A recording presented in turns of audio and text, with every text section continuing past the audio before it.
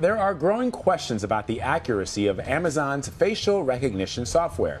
In a letter to Amazon, members of Congress raised concerns of potential racial bias with the technology. This comes after the ACLU conducted a test and found that the facial recognition software incorrectly matched 28 lawmakers with mugshots of people who've been arrested, and 11 of those 28 were people of color. So we have Dan Patterson here joining us. He is a senior producer for CNET to talk a little bit about this. Okay, so does this facial recognition technology work? Yes, the facial recognition technology works, but it depends on how you set the facial recognition technology up and how you use that facial recognition technology. And like all artificial intelligence, it is bound by the biases of those who created it. So tell us what the ACLU found after it tested the accuracy of the facial recognition technology. So and this is the one specifically with lawmakers. Yeah, so it misidentified 11 of those 28, well, all of those 28 as potential criminals, and 11 of those were people of color. Now, the problem here is that the setting that this facial recognition tech was set by the ACLU was at 80%. Now, 80%. What does that mean? So this is really interesting. Let's think about a slider, right? Okay. So if you were to dial that up to 95, which is where Amazon suggests for tests like this, it will be more accurate and it won't get all of those false positives. The ACLU dialing it down to 80% will, of course, bring up false positives, but, and this is a little complex, but again, if we think about a slider, that is intentional. The reason that's intentional is that this type of technology can be used in all sorts of different ways, not just with your face. Let's think about buying a car. If you want to buy, say, a Toyota Camry, you may say, you know what, I think I want a Camry, but show me other results. And those other results might be not Toyotas, it might not be a Camry, but it might kind of fit what you're looking for. And of course, the machine doesn't know precisely what's in your heart because you might know what precisely is not in your heart. So the ACLU tested this, again, at 80%, and there are intentional false positives in there.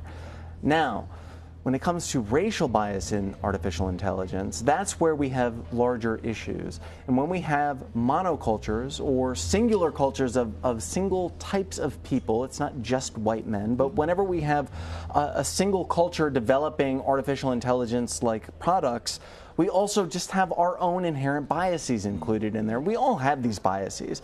This isn't something that is baked into one particular culture. Everybody has these biases.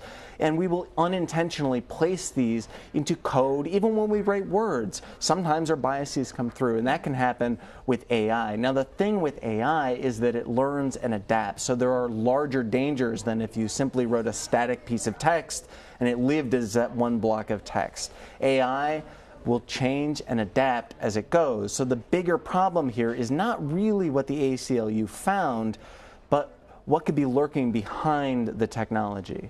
And of course, the concern is that some lawmakers have asked Amazon or looked into whether or not Amazon could sell this technology to law enforcement. And then, I mean, we're talking about some serious problems, talking about the possibility of people being picked up when they shouldn't be picked up by law enforcement. You know, the fascinating thing here is that, you know, Microsoft has joined Amazon with a request, one of the most fascinating requests, and that is for, if not regulation, we'd like some standards here. So they haven't come out and said, hey, please regulate us, right. But they have said, hey, look, we do need standards so there isn't a misunderstanding or misapplication of the technology. And that's pretty fair for these companies to ask this. It's one thing for the ACLU to use it on an 80% accuracy setting. It's another thing for them to maybe misunderstand how the technology was intended to be used, or for law enforcement to misunderstand how the technology was intended to be used. So both Amazon, Microsoft, and likely other large technology firms that employ artificial intelligence are asking for, hey, we need a set of standards, not just for us, but for law enforcement and for other organizations, so that people aren't improperly punished because the technology was simply misused. I imagine they're protecting themselves from possible future lawsuits, too. That's right. It's not really about we want regulation for the best of all of us. It's that we don't want the liability. So you mentioned police departments? What other, who are some of the buyers that are interested in this? Well, ICE is one of the buyers that is potentially using this technology, but is absolutely using artificial intelligence facial recognition technology. We could see news organizations, because we might want to vet and organize the data that we use for stories. We could see all sorts of enterprise companies using this for good purposes. AI and facial recognition technology is not inherently a bad thing that does bad things, but it is a technology that is itself evolving as we evolve with it. So any enterprise company, any big firm that might have, say, cyber defense needs or other sorts of needs that involve our human faces would buy and use this tech. Really fascinating stuff. Dan Yeah. Patterson, always good to talk to you. Good to see you.